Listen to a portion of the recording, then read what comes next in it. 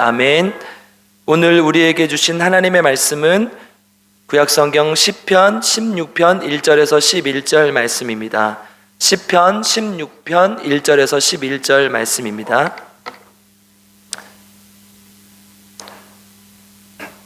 제가 하나님의 말씀을 받들어 읽겠습니다. 하나님의 말씀을 경청하십시오. 하나님이여 나를 지켜주소서. 내가 주께 피하나이다. 내가 여호와께 아뢰되 주는 나의 주님이시오니 주 밖에는 나의 복이 없다 하였나이다. 땅에 있는 성도들은 존귀한 자들이니 나의 모든 즐거움이 그들에게 있도다. 다른 신에게 예물을 드리는 자는 괴로움이 더할 것이라. 나는 그들이 드리는 피의 전제를 드리지 아니하며 내 입술로 그 이름도 부르지 아니하리로다. 여호와는 나의 산업과 나의 자녀의 소득이시니 나의 분깃을 지키시나이다. 내게 줄로 재어준 구역은 아름다운 곳에 있으며 나의 기업이 실로 아름답도다. 나를 훈계하신 여호와를 송축할지라. 밤마다 내 양심이 나를 교훈하도다. 내가 여호와를 항상 내 앞에 모시며 그가 나의 오른쪽에 계심으로 내가 흔들리지 아니하리로다. 이러므로 나의 마음이 기쁘고 나의 영도 즐거워하며 내 육체도 안전히 살리니 이는 주께서 내 영혼을 수월에 버리지 아니하시며 주의 거룩한 자를 멸망시키지 않으실 것임이니이다. 주께서 생명의 길을 내게 보이시리니 주의 앞에는 충만한 기쁨이 있고 주의 오른쪽에는 영원한 즐거움이 있나이다. 아멘. 오늘도 하나님의 말씀을 통해 우리 모두에게 놀라운 하나님의 은혜가 있기를 주님의 이름으로 축복하고 기도합니다. 아멘.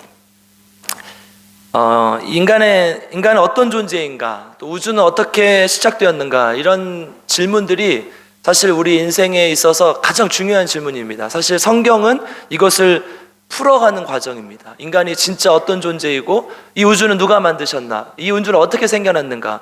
여러분 이거를 과학으로 풀려고 하고 학문으로 풀려고 하고 철학으로 풀려고 하고 수천 년 동안 인간은 노력했지만 명확한 답을 내리지 못하고 있죠. 진화론이 가장 이제 우세한 설이지만 많은 오류를 가지고 있어요. 그러니까 그럴듯하기 때문에 사람들이 그렇다고 믿어버리는 경우도 있죠. 그런데 그렇지 않죠. 인간과 우주에 대한 정체성에 대한 이 근본적인 질문, 이 수많은 이것에 대한 수많은 연구를 뒤로 하고 성경은 우리에게 답을 내려주고 있다는 거예요. 그래서 이 문제에 대해서 우리가 세상적인 학문의 답을 따라간다거나 아니면 제대로 답을 못한다면 우리는 바른 인생을 살 수 없는 거예요. 정말 인간은 어떤 존재고 어떻게 만들어졌고 어떻게 살아야 되는가. 우리는 그래서 저는 이 주제를 날마다 그리고 자주 묵상을 합니다. 성경을 믿고 따르는 사람으로서 그 본질을 알고 가치를 알고 내가 진짜 그렇게 살아가고 있는가, 오늘 이 시간 말씀을 통해 되돌아보는 시간이 되길 바랍니다. 우리는 지금 이 시대를 어떻게 정의할 수 있는가, 이 시대의 정체성, 이 시대의 본질은 무엇인가 라고 했을 때 이 시대는 지금 자본주의 시대예요. 그렇죠? 자본주의란 무엇입니까? 돈이요.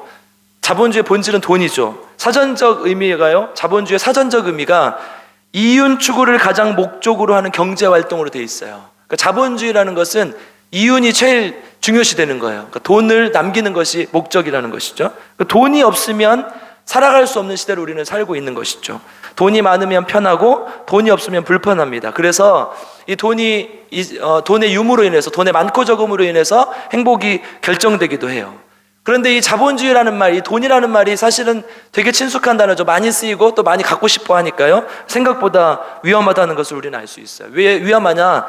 몇 가지 이유가 있겠지만 두 가지 이유를 들겠습니다. 첫 번째는 돈을 가진 사람이 더 많이 가질 수 있는 자본주의의 본질적인 구조 때문이에요. 그러니까 우리가 이걸 빈익빈 부익부라고 하죠. 그러니까 내가 많이 가지고 있으면 많이 가지고 있을수록 더 빨리 더 많이 획득할 수가 있는 게 이 시대의 자본주의죠. 여러분 저희 친누나가 이제 송천동에 에코시티 있죠. 에코시티에다가 이제 분양을 하기 위해서 그 청약을 하나 넣었어요. 그래서 당첨이 됐어요. 근데 지금 있는 집보다 좀 비싸서 그 집을 팔고 이렇게 조금 은행에 빚을 내야 돼서 안 했어요. 그 청약권을 포기를 했어요. 근데 2년 후에 무슨 일이 벌어졌어요? 그러니까 코로나 그때쯤 우리 얼마나 부동산이 올라갔습니까? 그렇죠? 2배가 됐어요. 2배가. 3억 4천, 거의 4억짜리 집이었는데 얼마가 됐어요? 2배가 됐어요. 2배가. 그러니까 만약에 돈이 있었거나 그 위험을 좀 감수했더라면 2배가 됐겠죠.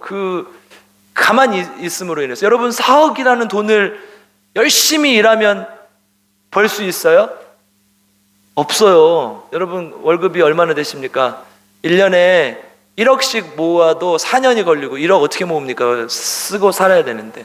그러니까 이게 결국은 이 자본주의라는 것은 돈이 있으면 더 쉽게 돈을 많이 불릴 수 있는, 혹은 또 돈 잃기도 하지만, 그래서 엄청난 차이가 있어요. 그러니까 굉장히 무서운 거죠. 두 번째는 돈의 속성 때문이야. 돈의 속성. 돈은 우리가 가치 중립적이라고 생각해. 그러니까 옳고 그름이 없다. 많으면 좋고 아니면 많지. 이게 이렇게 생각하지만 그렇지 않아요. 돈의 본질은요, 예수님이 뭐라고 했어요? 돈을 만몬이라고 표현했어요. 이건 뭐예요? 신이에요, 신. 그러니까 돈은 인간의 마음을 지배하려는 악한 속성이 있는 거예요. 그러니까 돈은 가치 중립적인 거예요? 아니면 악한 거예요? 악한 거예요, 악한 거. 그러니까 그런 돈의 속성에 넘어간 사람들이 많이 있죠. 우리 출애굽했을 때 아간이 그랬어요. 그리고 예수님을 따르지 못했던 부자 청년, 예수님 결국 따르지 못했죠. 아나니아와 삽비라 부부가 돈을 숨겼다가 죽임을 당하게 되죠. 그러니까 돈은 우리를 편안하게 해줄 수도 있는 도구가 될 수도 있지만, 사실은 파멸의 길로 인도할 수도 있는 악한 속성을 가지고 있다는 것을 인정해야 되는 거예요. 그러니까 돈이 무서운 거죠. 그러니까 인간의 본질을, 정체성을 그러니까 지금 이 시대의 정체성을 알았다라면, 그러면 또 하나의 질문을 해야 돼, 우리가. 그러면 이 시대가 이 가진 정체성을 따라가는 것이 가치가 있는 것인가? 가치가 있는 것인가? 여러분, 우리 자본주의의 미덕인 돈을 따라가는 것이 가치가 있는 것입니까? 이 질문을 할 수 있는 것이죠. 그 말씀을 통해서 오늘 한번 생각해 보는 시간이 되기를 바랍니다. 오늘 본문은 우리의 기독교인의 본질과 가치에 대해서 정확하게 말해주고 있습니다. 인간은 어떤 존재고 어떻게 살아가야 돼? 어떻게 해야 가치 있게 살 수 있는가? 그리고 인간답게 살 수 있는가? 이것을 우리 본문을 통해서 함께 살펴보도록 하겠습니다. 먼저 본문을 통해 살펴볼 첫 번째 주제는 기독교인의 본질과 가치는 무엇인가? 이 세상의 본질은 돈, 자본주의였어요. 그리고 그것을 가치를 추구하는 것은 우리가 이미 답을 내렸어요. 별로 가치 없는 것이다. 그럼 기독교인의 정체성, 기독교인의 본질과 가치는 무엇인가? 우리 3절을 한번 같이 읽어보도록 하겠습니다. 오늘 본문의 3절을 같이 읽어보겠습니다. 시작. 땅에 있는 성도들은 존귀한 자들이니 이는 나의 모든 즐거움이 그들에게 있도다. 아멘. 땅에 있는 성도들은 존귀한 자이니, 이렇게 얘기를 해요. 그러니까 먼저 여러분, 기독교인의 정체성은 무엇입니까? 기독교인의 정체성은 성도예요. 성도는 어떤 사람이에요? 거룩한 사람, 거룩한 사람들이죠. 다른 말로 얘기하면, 창세기의 언어로 얘기하면 창세기 1장 27절에 하나님의 형상대로 우리를 지었다고 했죠. 그러니까 우리는 하나님의 성도임과 동시에 하나님의 형상이에요. 이제 구약하게 아주 가장 저명했던 우리 한 교수님의 이 표현을 빌리자면, 하나님의 이 형상이라는 것은 두 가지 의미를 가져. 첫 번째는 하나님과 같은 인품, 하나님과 같은 성품을 가진 인격체다라는 거예요. 두 번째는 그래서 하나님의 동역자다, 하나님의 파트너의 관계다. 그래서 우리 기독교인의 정체성은 결국 하나님을 믿는 사람들의 무리인 성도임과 동시에 하나님의 형상이에요. 결국 하나님과 같은 성품을 가진 사람들, 그리고 하나님께서 창조하신 이 땅에서 하나님의 나라를 이루어야 되는 동역을 감당하는 하나님의 사람들이라는 거예요. 이게 우리의 정체성이라는 거죠.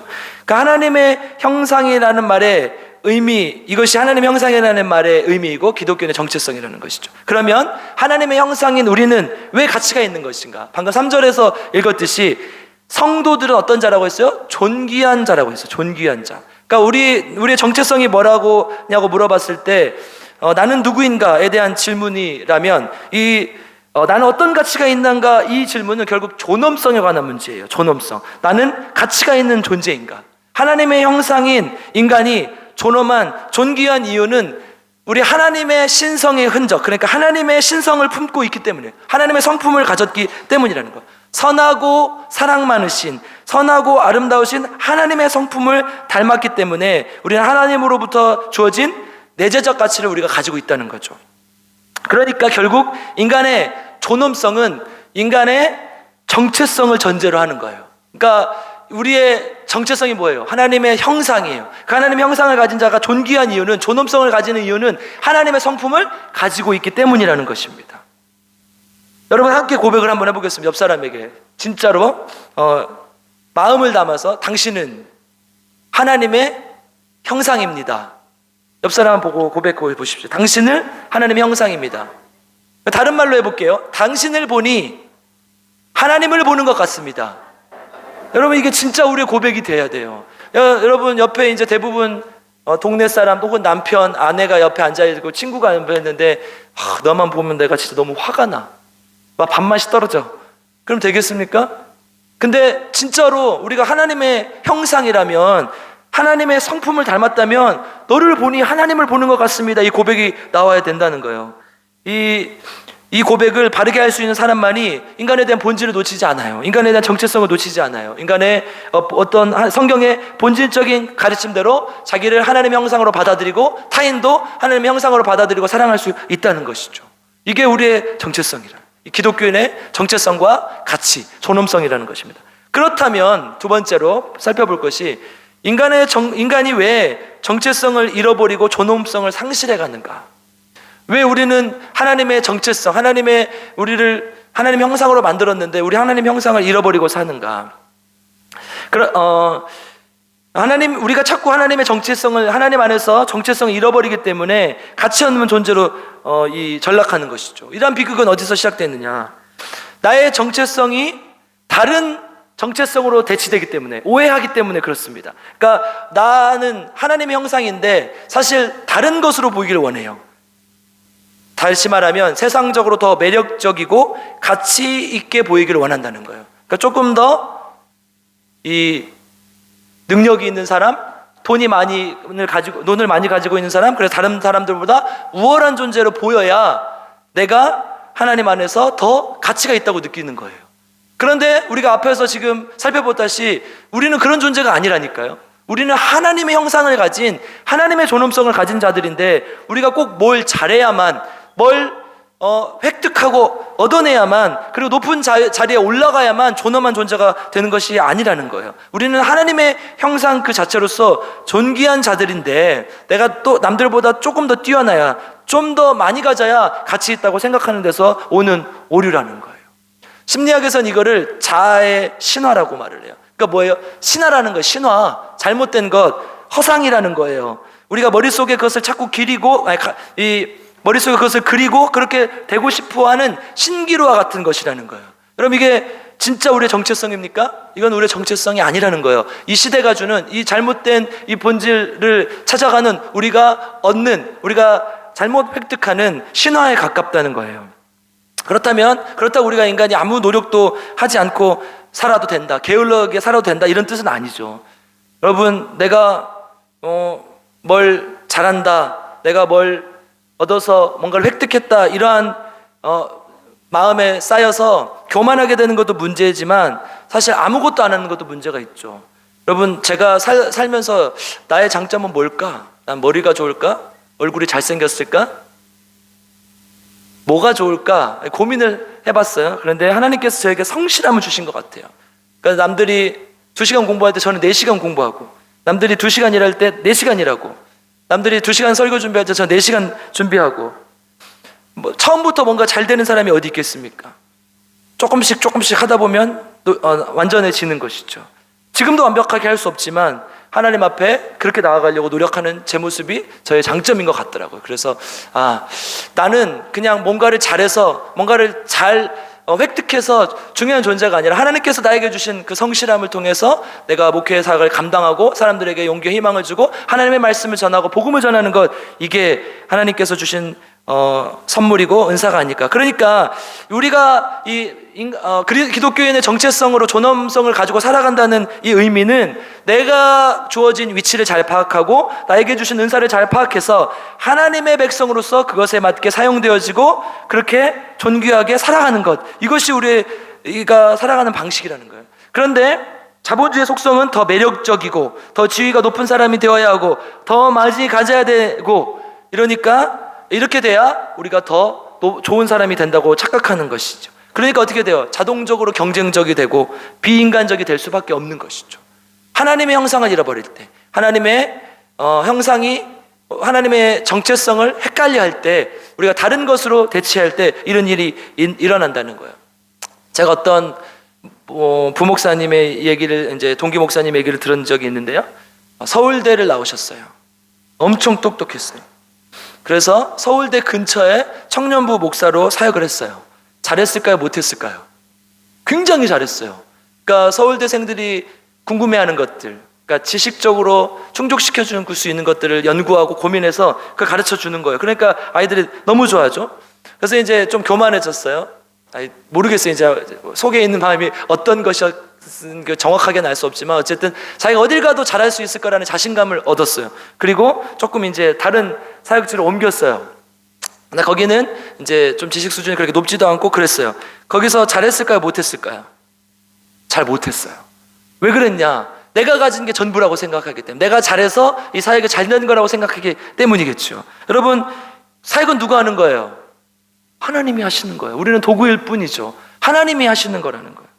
우리가 뭔가를 잘해서, 뭔가를 열심히 해서 잘 됐다, 이게 아니라 하나님이 하시는 일이라는 거예요. 우리는 자본주의 논리에 갇혀서 내가 잘해서, 내가 능력이 출중해서 이렇게 됐다라고 생각할 수 있지만 그렇지 않다는 거예요.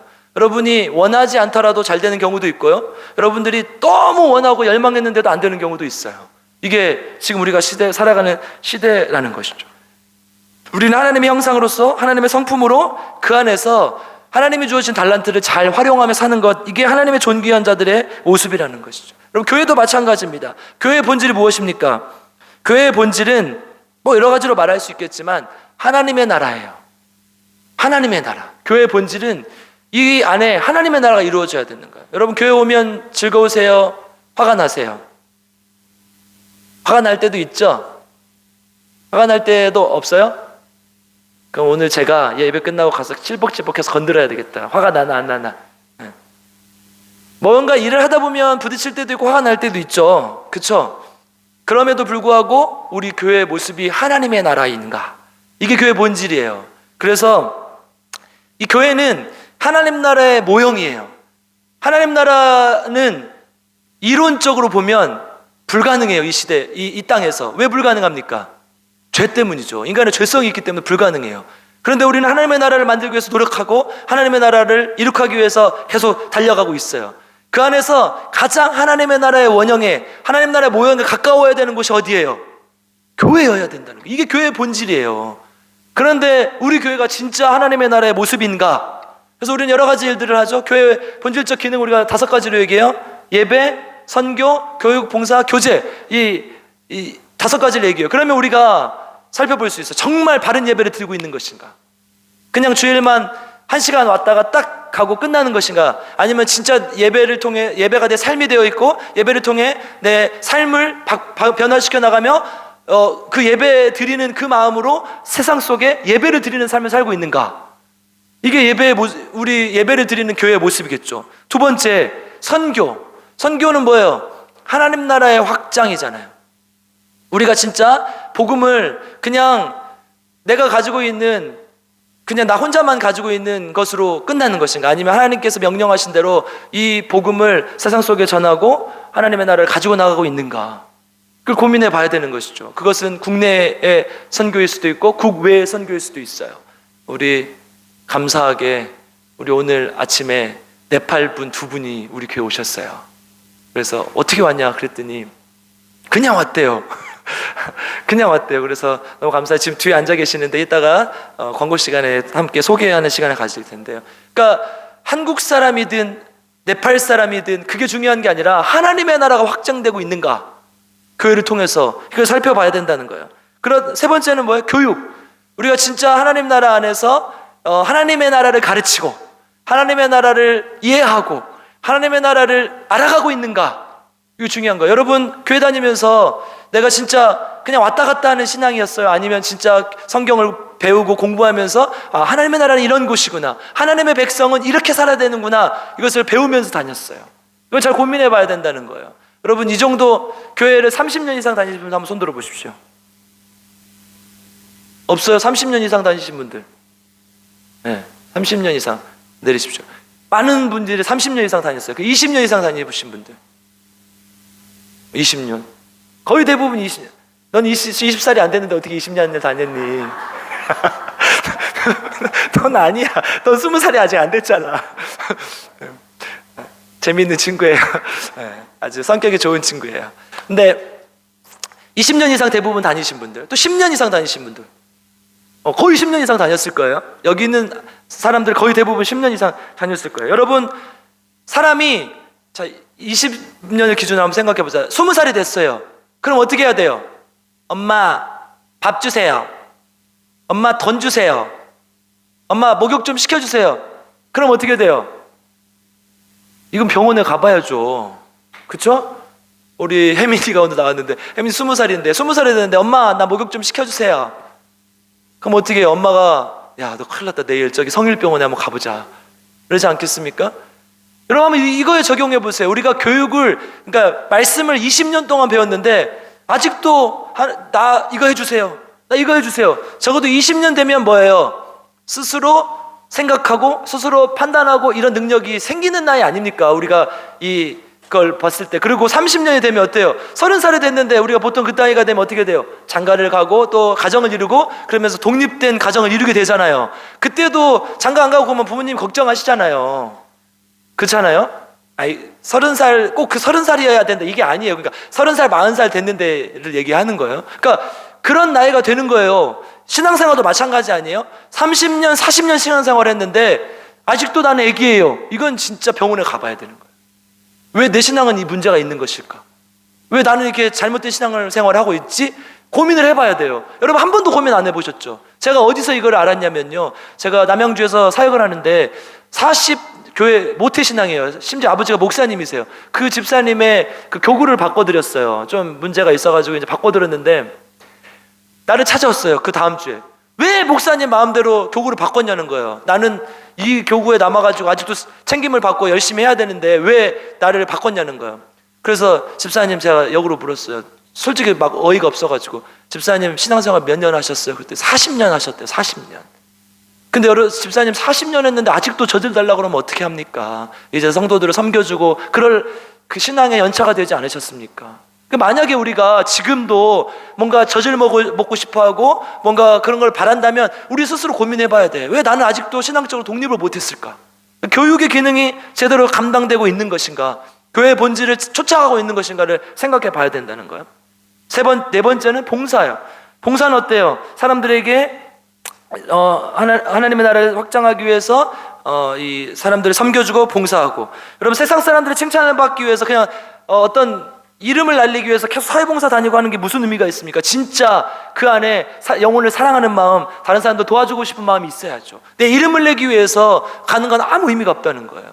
다섯 번째, 교제. 여러분, 교제, 이 측면이 현대 한국교회에서 정말 많이 부각이 되고 있어요. 그래서 교회에 나오시는 분들이 정말 이런 걸 많이 바래요. 우리 교회 와가지고 같이 고기도 꺼먹었으면 좋겠고, 또 같이 운동도 했으면 좋겠고, 같이 뭣도 했으면 좋겠고, 했으면 좋겠어요. 그러면 이거 하면 좋아요, 나빠요? 좋죠. 왜 안 좋아요? 좋죠. 우리 체육대회도 하고 그러잖아요. 좋죠.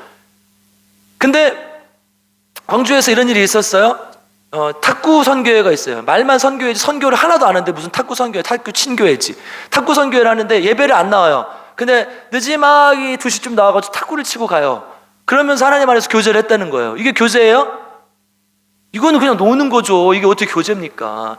여러분, 교회에서 이게 필요하지 않다는 게 아니에요. 교회가 이것을 가장 주된 목적으로 하고 있는가, 내가 이것을 가장 주된 목적으로 하고 있는가, 이걸 봐야 된다는 거예요. 교회는요, 하나님의 나라를 증거하고 하나님의 말씀을 배우고 하나님 앞에 하나님을 조금씩 알아가는 공동체지, 내가 뭔가 내가 뭔가 이게 아니라는 거예요. 친교하기 위해서 온 공동체가 아니라는 거예요. 그럼 이 5가지 이 교회의 핵심 기능에 비추어 봤을 때 우리 교회는 진짜 본질을 쫓아가고 있는가? 우리 교회는 정말 하나님의 정체성을 쫓아가고 있는가? 한번 생각해 봐야 돼요, 여러분. 여러분 한번 잘 생각해 보십시오. 내가 하나의 독립된 교회로서의 기능을 나 스스로 감당하고 있는 하나님의 성도인가? 여러분 그렇습니까? 진짜 하나님의 만에서 예배를 정말 목숨처럼 생각하면서 내가 이 예배만큼은 절대로 빠지지 않겠다, 무슨 일이 있어도 하나님 앞에 온전히 나아가겠다, 이렇게 예배를 드리고 있습니까? 아니면 그냥 내가 드리고 싶을 때 드리고 빠져야 될 때 빠지고 그렇게 드리고 있습니까? 기도도 마찬가지예요, 여러분. 하나님 앞에 호흡이라고 하면서 식물인간, 영적 식물인간으로 살아가고 있지는 않은가 고민을 해봐야 된다는 거야. 교회의 모습이 자본주의 사회의 모습을 따라가지 않는 우리 필그림 교회가 되기를 주님의 이름으로 축복합니다. 마지막 세 번째, 그러면 오늘 본문에는 존귀한 자와 정체성을 잃은 자에 대해서 이야기를 합니다. 존귀한 자는 어떤 사람이고 정체성이 잃은 사람은 어떤 사람인가? 2절을 한번 읽어보도록 하겠습니다. 2절 같이 읽겠습니다. 시작. 내가 여호와께 아뢰되 주는 나의 주님이시오니 주 밖에는 나의 복이 없다 하였나이다. 아멘. 여러분, 뭐라고 말씀하고 있어요? 존귀한 자의 기준, 앞에 이제 존귀한 자에 대해서 얘기하고, 존귀한 자의 기준은 하나님의 복으로 살아가는 자라는 거예요. 성경은 애매하지 않아요. 너무 명확해요. 성경은 모호하게 말하지 않아요. 이렇게 살아라, 이렇게 얘기를 해요. 어떻게 해요? 하나님의 형상으로 살아가는 자, 하나님의 복으로 살아가는 자, 이 사람이 하나님 안에서 귀한 정체성을, 존귀한 자라는 거예요. 시편 73편 28절, 여러분이 잘 아는 그 구절이죠. 하나님께 가까이함이 내게 복이라. 여러분, 돈이 가까워지면 복이에요. 성공이 가까워지면 복이에요. 우리가 이런 삶을 살지 있지 않습니까? 하나님을 진짜 가까이 하고 있는 것이 복이냐는 거예요. 하나님을 말씀을 가까이 하고 말씀대로 사는 것, 이것이 복이 아니냐는 거죠. 어제 제가 새벽 예배 때 잠깐 말씀드렸는데, 우리 남양주에서 청년이 남원으로 출장을 왔더라고. 그래서 점심을 같이 먹는데 우리 루아가 있었어요. 루아한테 그러더라고. 루아야, 넌 뭐가 되고 싶어?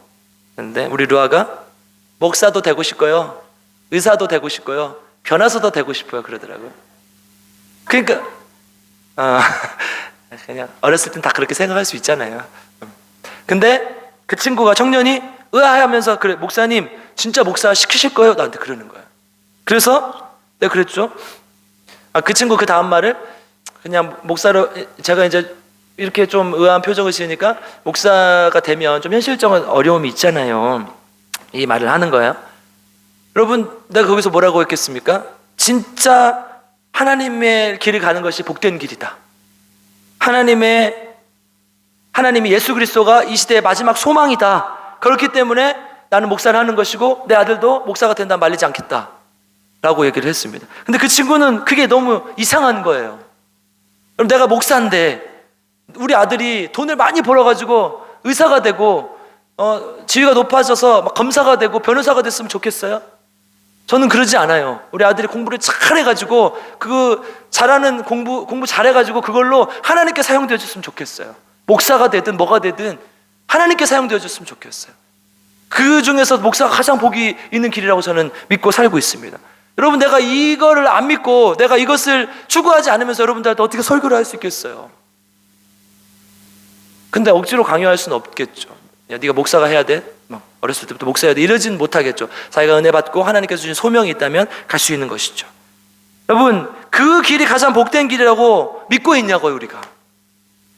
우리 김은미 집사님 저랑 딱 눈이 마주쳤어요. 우리 예찬이가 목사 된다면 어떻게 하실까요? 할렐루야, 감사함. 여러분, 내 아들이 목사 된다면 그게 복이에요. 아니에요? 이게 복 아니에요? 여러분, 그렇게 사세요.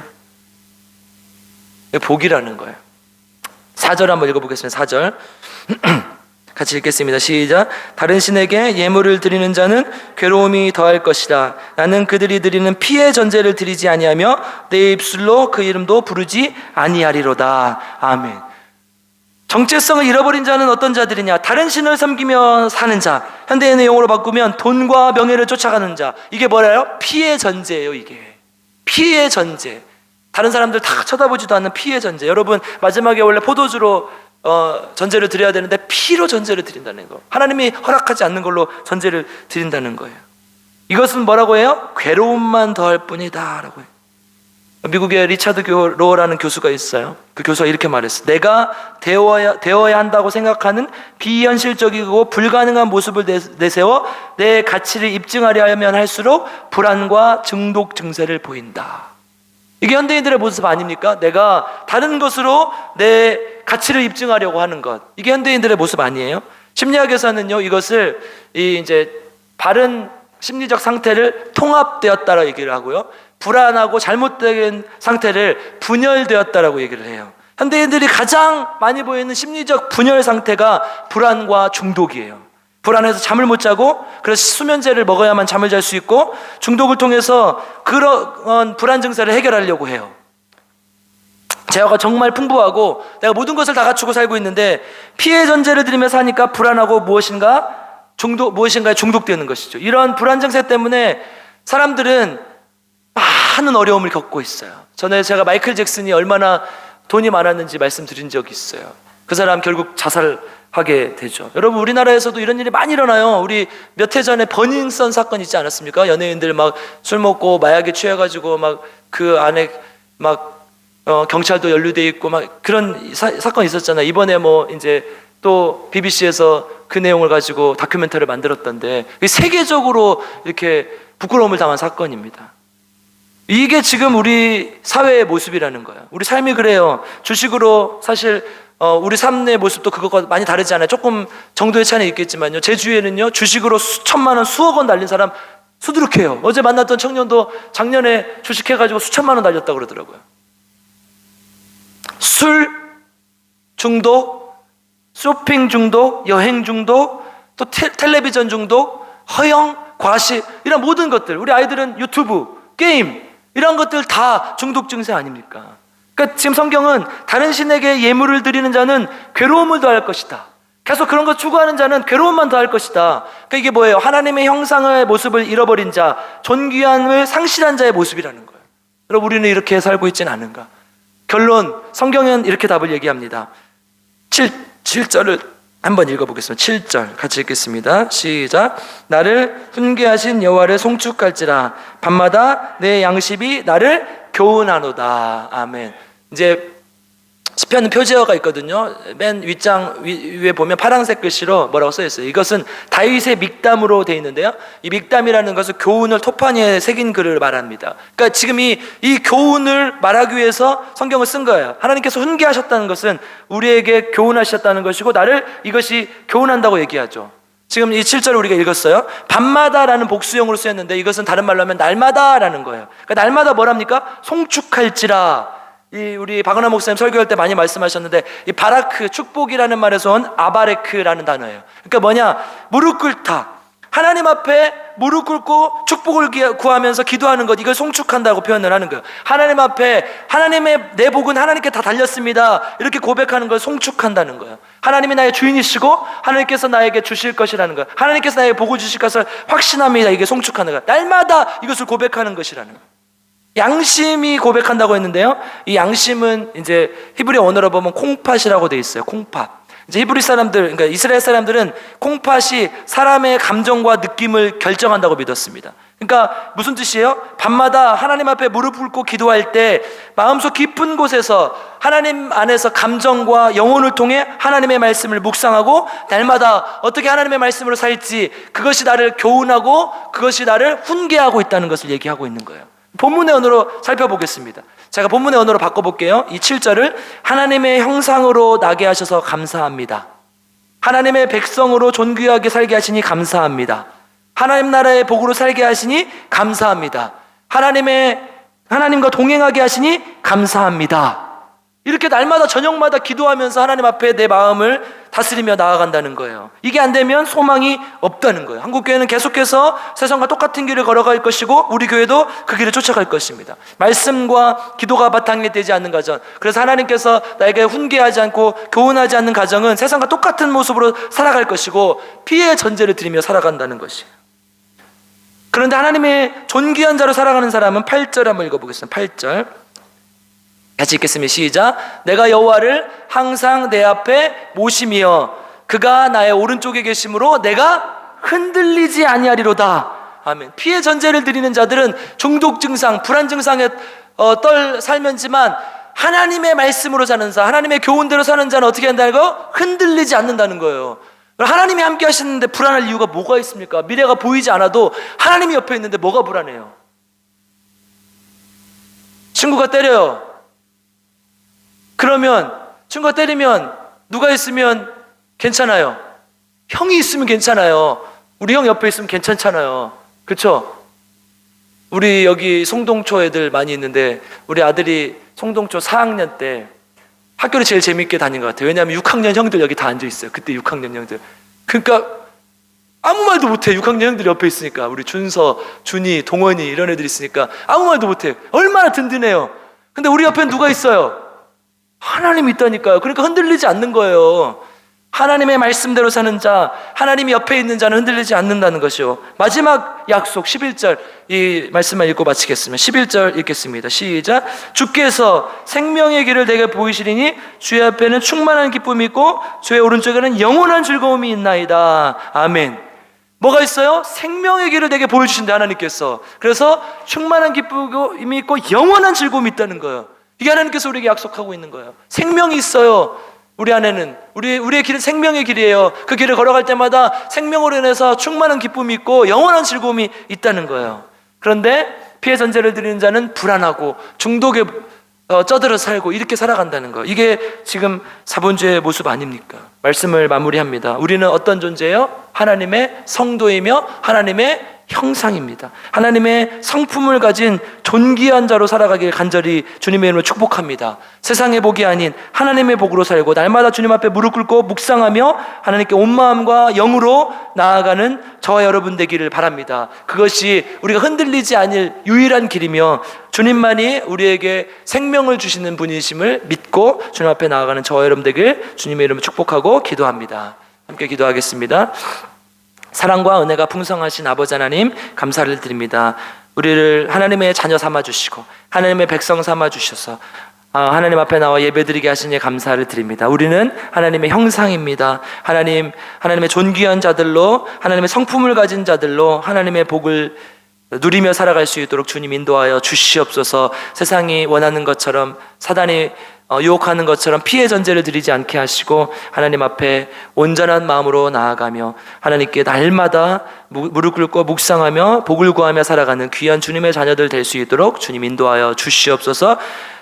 또 귀한 말씀에 또 은혜에 감사하여 하나님께 귀한 예물을 드립니다. 예물을 드릴 때마다 주님께서 기뻐 받아주시고 우리 성도들, 모든 성도들이 정말 세상의 복이 아닌 하나님의 복으로 살아가는 귀한 주님의 자녀들 될 수 있도록 주님 인도하시고 함께하여 주시옵소서. 감사를 드리며 우리 구주 예수 그리스도의 이름으로 간절히 기도드리옵나이다. 아멘. 찬송가 288장 찬양하시면서 준비하신 예물 드리겠습니다.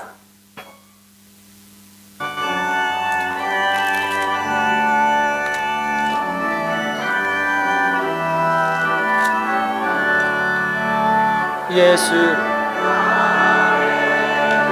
삼고 성령과 피로 거듭나니 이 세상에서 내 영혼이 하늘의 영광 보리로다. 이것이 나의 간증이요 이것이 나의 찬송일세. 나 사는 동안 끊임없이 구주를 찬송하리로다. 온전히 주께 맡긴 내 영 사랑의 음성을 듣는 중에 천사들 왕래하는 것과 하늘의 영광 보리로다.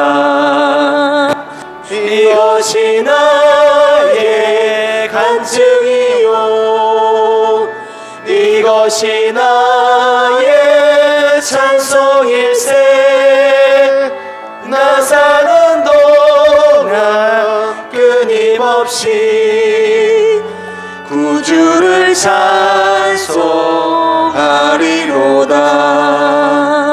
주 안에 기쁨 누림으로 마음의 풍랑이 잔잔하니 세상과 나는 간 곳 없고 구속한 주만 보이도다. 이것이 나의 간증이요 이것이 나의 찬송일세.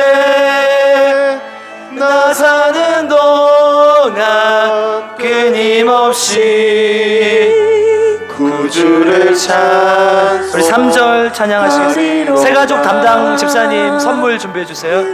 기쁨 누림으로 마음의 풍랑이 잔잔하니 세상과 나는 간 곳 없고 구속한 주만 보이도다. 이것이 나의 간증이요 이것이 나의 찬송일세. 나 사는 동안 끊임없이 구주를 찬송하리로다.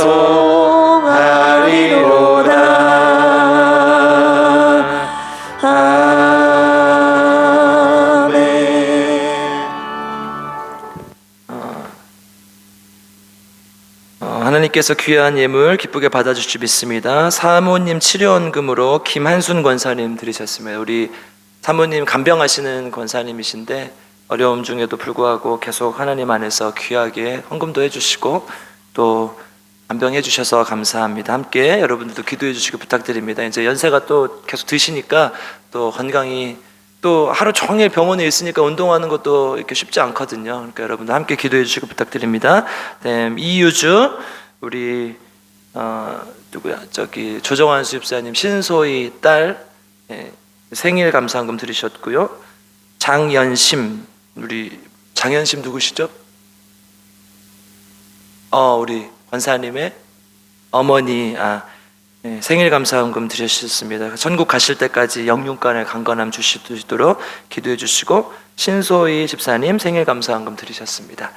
하나님께서 귀한 예물 잘 받아주시 믿습니다. 우리 광고하겠습니다. 성경 공부 12시 40분부터 레마가센스 있습니다. 받으실 분들은 가시면 되겠고요.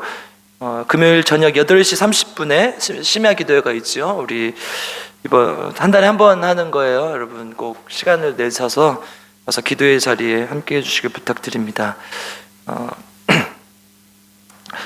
로뎀나무 쉼터 공사 이번 주에 못했는데 월요일 날 또 하고요. 또 12시 40 다음 주 이번 주 돌아오는 주 토요일 날 같이 이제 뒤에 있는 짐을 좀 버릴 거 버리고 또 정리할 거 정리해서 또 들여놓고 하려고 합니다. 그래서 4시까지 시간 가능하신 분 토요일 4시까지 와주시면 감사하겠습니다. 성경 153 BPL 성경 묵상 매일 하고 있습니다. 여러분 같이 동참해 주시고 우리가 자본주의에 물들지 않게 살아갈 수 있는 유일한 방법은 말씀과 기도예요. 여러분 이거 외에는 답이 없습니다. 여러분 다른 거 아무리 해봐서 소용없어요. 그 위기가 왔을 때 인생에 어려움이 왔을 때 똑같이 힘들어지게 되어 있습니다. 말씀과 기도로 이겨나가는 저와 여러분들에게 주님의 이름을 축복하고 또 말씀 묵상 또 기도회 꼭 참여해 주시길 부탁드립니다. 교구 모임 한 달에 한 번씩 드리는 거 꼭 해주시길 바라고 또 1교구 교구 모임은 어르신들 수요일 오후 5시에 함께 하고 있습니다. 우리 함께 참여해 주시길 부탁드립니다. 우리 새가족 함께 환영하도록 하겠습니다. 우리 네팔에서 오셨는데요. 30살이시라고 하시고 우리 지번 씨 한번 자리에서 일어나 주시겠습니까? 예, 지번 씨. 예, 그 다음에 일어서 잠깐만 일어서 계시고. 예, 그 다음에 바스 씨, 바스. 예, 35살이라고. 이제 여러분들이 많이 도와주시길 바랍니다. 이 아산에 있다가 일자리가 없어서 오셨대요. 그래서 혹시 일자리를 소개시켜 주실 수 있으시면 일자리도 소개시켜 주시고 또 오늘 식사하실 때 따뜻한 말씀 많이 건네주시고 오늘 밥 먹고 갈 거죠? 네, 맛있어요 우리 교회 밥. 네, 그래서 여러분 따뜻하게 대해 주십시오. 외국에 와서 얼마나 힘들겠습니까? 저도 외국 생활을 해봤거든요. 너무 그렇게 반갑고 그립고 좋아요. 그래서 여러분들이 좋은 마음으로 따뜻하게 대해 주시고, 우리 지번 씨와 바스 씨는 꼭 예수님 믿으시고 이 안에서 잘 적응하길 바랍니다. 선물 드리겠습니다. 우리가 새 가족이 오면 선물을 드리거든요. 박수로 환영하도록 하겠습니다. 감사합니다. 자리에 앉겠습니다. 우리 새 가족 오신 분들과 우리 아이들을 위해서 함께 기도하겠습니다. 아이들은 자기 가슴에 손을 얹어주시고, 새 가족들도 자기 가슴에 손을 얹어주시고, 우리 함께 손을 펴서 축복하며 기도하겠습니다. 제가 기도하겠습니다. 사랑과 은혜가 풍성하신 아버지 하나님, 감사를 드립니다. 사랑하는 우리 아이들, 교회의 미래입니다. 또 이 나라의 미래입니다. 이 아이들이 세상에 빠지지 않게 하시고 피해 전제로 드리는 삶 살지 않게 하시고 예수 그리스도가 생명되는 삶, 소망이 되는 삶 살 수 있도록 주님 도와주시고 함께하여 주시옵소서. 그래서 이 아이들 정말 믿음이 조금씩 자라나게 하시고 하나님께 영광 돌리는 삶 살 수 있도록 주님 도와주시고, 세상과 다른, 세상을 바꿔버리는, 세상을 뒤집어 엎어버리는 귀한 아이들도 자랄 수 있도록 주님께서 인도하시고 함께하여 주시옵소서. 또 우리 지번 씨, 바스 씨, 하나님 또 네팔 분들을 우리 교회로 보내주신 은혜를 감사를 드립니다. 우리 이분들이 정말 한국에 대한 좋은 인상을 가질 수 있게 도와주시고, 또 우리 성도들이 따뜻한 마음으로 안아줘서 예수 그리스도의 사랑을 배우고 알 수 있도록 도와주셔서 하나님의 귀한 구원에 이를 수 있도록 주님께서 인도하시고 함께하여 주시옵소서. 감사를 드리며, 이제는 우리 구주 예수 그리스도께서 우리에게 값없이 주신 은혜와 아버지 하나님의 또 놀라우신 사랑과 성령 하나님의 함께하여 주심 도와주심의 역사가 오늘 함께 예배를 드리며 하나님 앞에 나와 하나님 안에서 정말 하나님께 세상에 피해 전제를 드리지 않고 하나님의 말씀을 묵상하며 하나님의 뜻대로 살아가기로 작정하는 우리 필그림교회 성도님들 머리머리 위에 지금부터 영원토록 함께 계시기를 간절히 축원하옵나이다. 아멘.